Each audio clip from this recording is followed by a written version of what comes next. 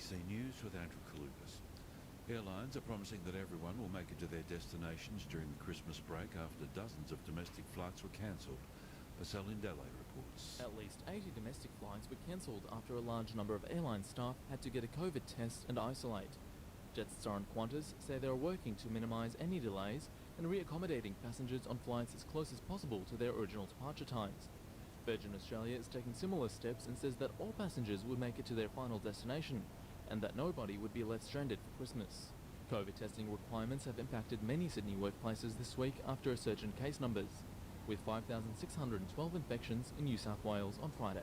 Overseas, at least 3 major airline carriers have cancelled several dozen flights as the highly transmissible Omicron variant takes its toll on flight crew and workers. Germany's Lufthansa says it's cancelling dozens of transatlantic flights over the Christmas holidays because of a massive rise in sick leave among pilots. In the United States, Delta Airlines and United Airlines each say they've cancelled dozens of flights because of staff shortages related to COVID. An epidemiologist from the University of Sydney says the shortened time frame between COVID booster doses is a welcome move to protect the most vulnerable. Australians will be eligible for a booster 4 months after their second dose from January the 4th, with the interval shortening to 3 months at the end of January. Professor Angela Webster says immunity wanes over time, so it'll be crucial to get as many people boosted as possible to fight the Omicron variant. Most people, but not all people, will show some waning in protective antibodies between 3 and 4 months. So average effects mean that some people it won't wane so, but others it may wane more quickly. And so it does look like for Omicron certainly that boosting doses at 3 or 4 months is going to be about the right time. Wearing of face masks outdoors is again compulsory in Spain and Greece as they try to tackle the spread of the Omicron variant. With more, here's the BBC's Nick Beak. Vacunación. Test de antígenos para las reuniones familiares. The festive message to Spaniards this year: wear a mask, even outside. Across Europe, governments are issuing health warnings rather than glad tidings. At a time when families come together, the advice is to keep your distance. It's not clear how the early studies coming from the UK showing Omicron is milder will shape the next decisions individual European countries make. The World Health Organization is warning once again that blanket travel bans won't work and is calling for more specific domestic measures. The United States is lifting its travel ban on 8 southern African countries it imposed last month to try to prevent the spread of the Omicron COVID variant. The White House says the ban will be lifted on New Year's Eve, despite the variant sweeping through the US. It says the ban gave experts time to study the Omicron variant and have concluded that current levels of vaccination in the US are adequate to blunt its impact. Hollywood actor Alec Baldwin has said in a Christmas message that cinematographer Helena Hutchins' death on the set of their film Rust will stay with him forever. Miss Hutchins died after being shot with what Mr. Baldwin thought was a prop gun but was loaded with a live bullet.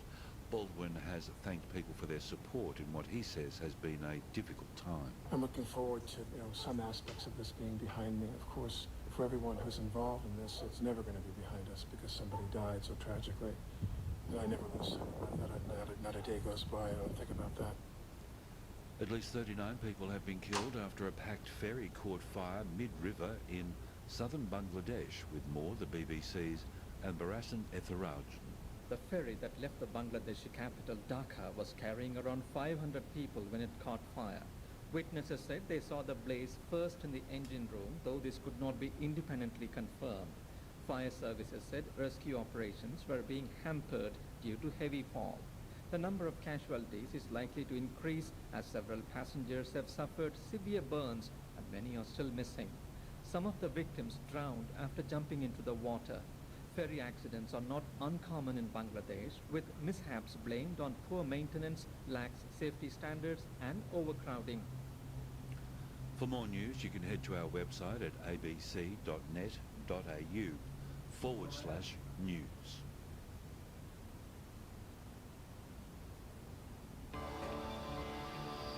On ABC News Radio, we'll look at the national weather. A broad trough will lead to showers, rain and storms over northern Western Australia, the Northern Territory, Queensland and eastern New South Wales. A coastal trough will bring locally heavy falls to southeast Queensland and northeast New South Wales, and a high in the Bight is driving easterly winds drawing heat into Western Australia. To the capital city forecast for Saturday: Brisbane 28 with showers, Sydney 30 mostly sunny, Canberra 30 an afternoon shower or two and possible storm, partly cloudy 21 in Melbourne, partly cloudy 21 in Hobart, partly cloudy 27 in Adelaide, Perth 43, very hot, sunny and windy, Darwin 30 with showers and a possible storm. You're listening to ABC News Radio. We return now to the BBC World Service.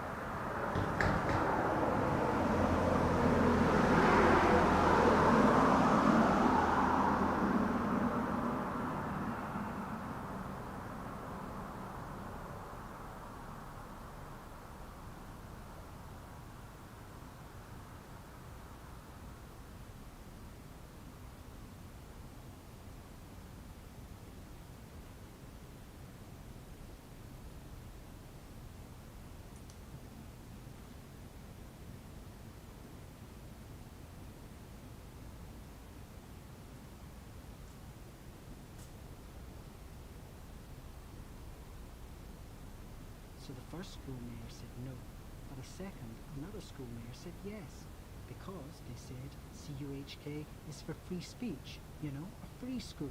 So the second mayor said yes. Yes.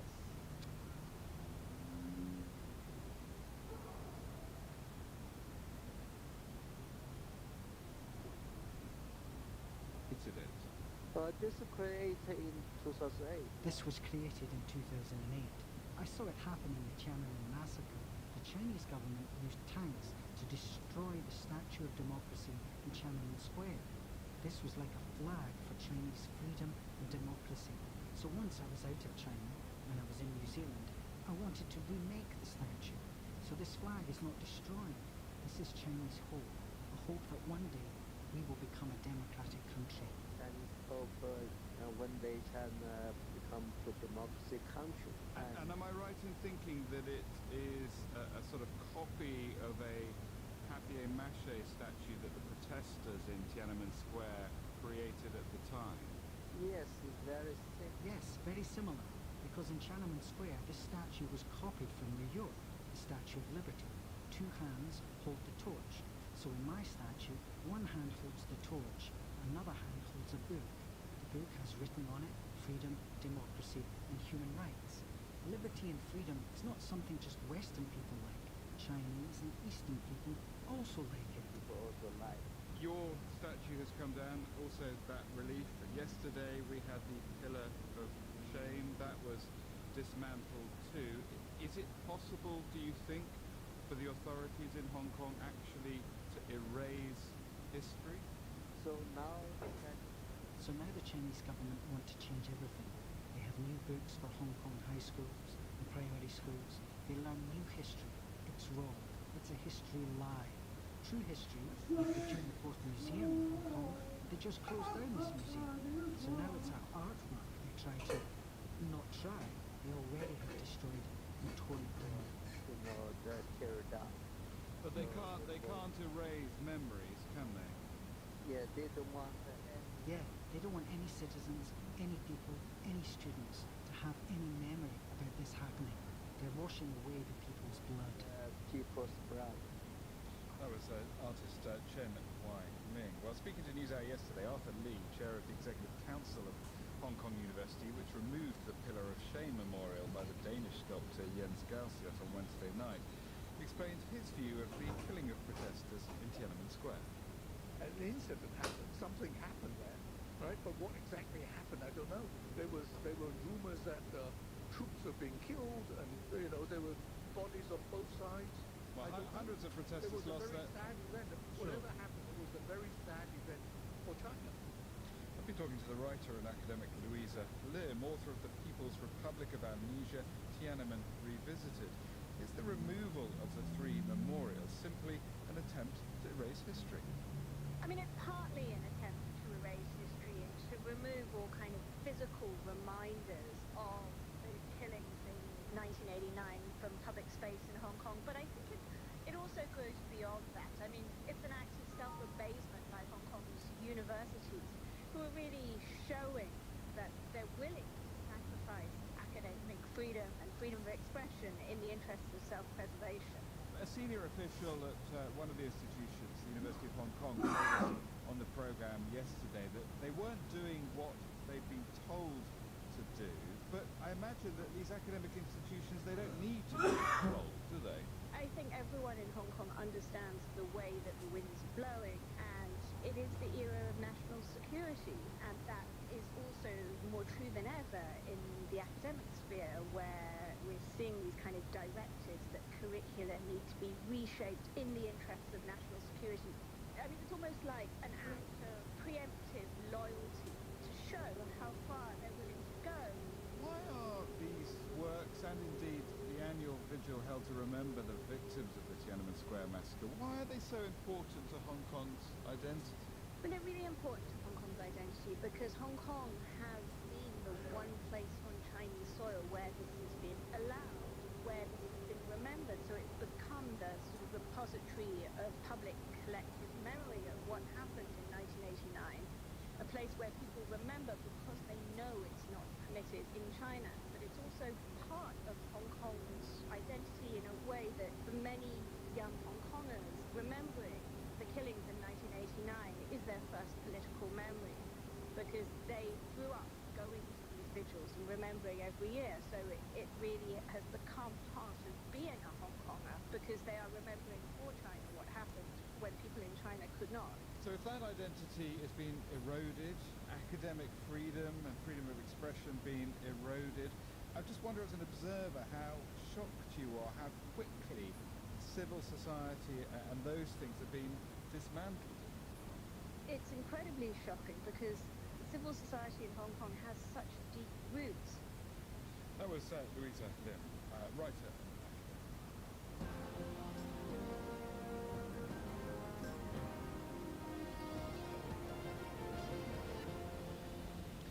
President Putin has again underlined Russia's unwavering opposition to any former Soviet state being admitted to the NATO alliance.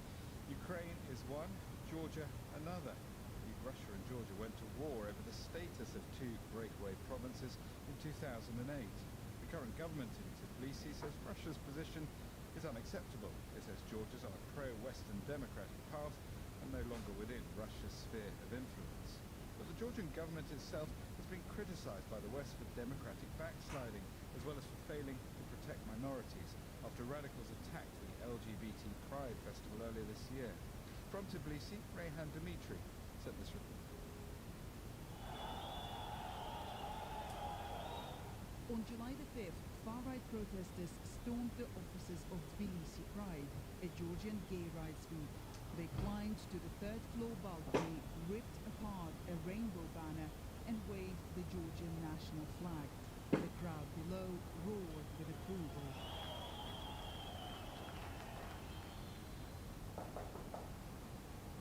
Hey Rayhan, how are you? Anna Subiliani is from Tbilisi Pride. That was the most scary day when I really faced the risk to lose my life. They would kill me, definitely. Anna and other members of Tbilisi Pride managed to escape, but when the mob weren't able to find any LGBT activists, they attacked journalists. 53 journalists were assaulted, among them cameraman Lekso Lashkarava. He suffered head injuries and died 6 days later. The authorities implied that drugs were to blame. His former partner, Irina Lomsadze, disagrees. He was not a drug addict. He was a normal human being. What happened to him on the 5th of July was the reason for his death.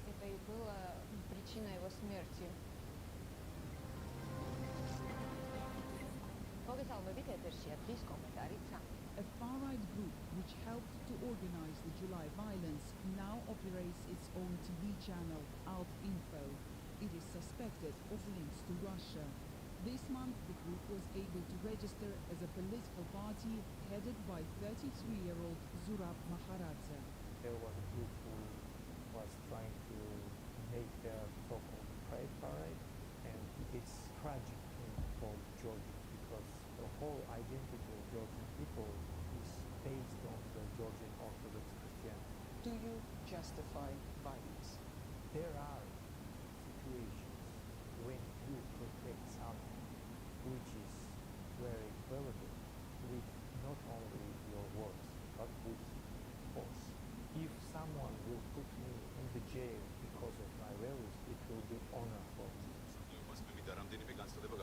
Critics say the Georgian government has not taken a firm enough stance against the far right. The Prime Minister Irakli Haribashvili appeared to sympathize with their point of view. What is this parade? I know only one parade, and that's the parade of our armed forces. Lately, the Georgian government has faced further criticism for democratic backsliding, including withdrawing from an EU-brokered agreement to introduce further political reforms and for its trial and treatment of the country's former president, Mikhail Saakashvili. I have to make a statement that me, the first president of Georgia, was tortured. As it is.